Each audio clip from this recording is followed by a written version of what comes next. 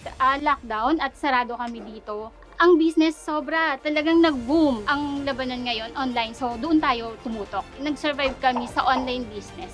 This week on Kwentong Madiskarte, powered by PLDT Home, balikan natin ang kwento ni Mami Lourdes for our 3rd anniversary special episode. Madiskarte Moms PH, sana po matulungan ninyo ako.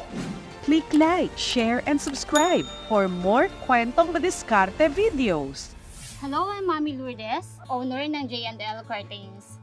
Itong negosyo na to, naitayo namin during pandemic. Nagkaroon ng chance na makapag-rent ng pwesto dito sa Divisoria, so ginrab namin. Blessing talaga na kahit lockdown at sarado kami dito, ang business sobra talagang nag-boom. Uso kasi dati ang online. So nag-open ako ng page.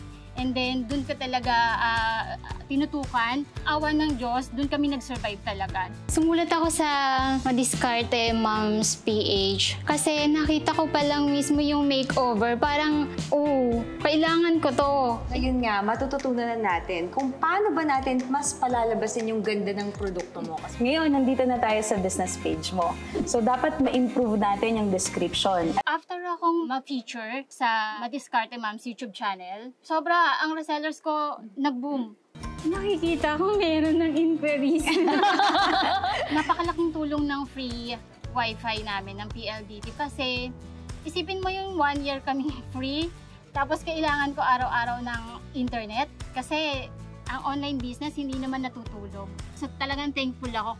Grabe, ang Madiskarte Ma'am, sobra naman. Grabe yung mag-support. Hindi man bibili pero may magko-comment doon ng pampalakas ng loob, pampaboost ng moral. Kasi sobrang dami ng member ng Madiskarte Moms, makikilala ka talaga. Halos lahat nga ng resellers ko galing sa Madiskarte. Doon kasi ako nag-boom ng pandemic. Ang J&L Curtains kasi parang araw-araw naman lumalaban. Kasi after pandemic, akala natin okay na. Makakabalik lang ng mga tao sa trabaho and then sabay balik ng eskwela ng mga bata. So, ang gasto siguro sabay-sabay. Pero kahit papaano, nakakabenta kami online and dito sa stall, hindi naman nawawalan. Sobrang saya kapag kumikita ka kasi hindi rin para sa pamilya mo lang. Para rin yun sa mga tao na kasama mo sa araw-araw na paghahanap buhay mo. Masaya-masaya ako kapag nabibigyan ko ng project yung mga mananahi ko. Kapag masaya sila, ako yung pinakamasaya.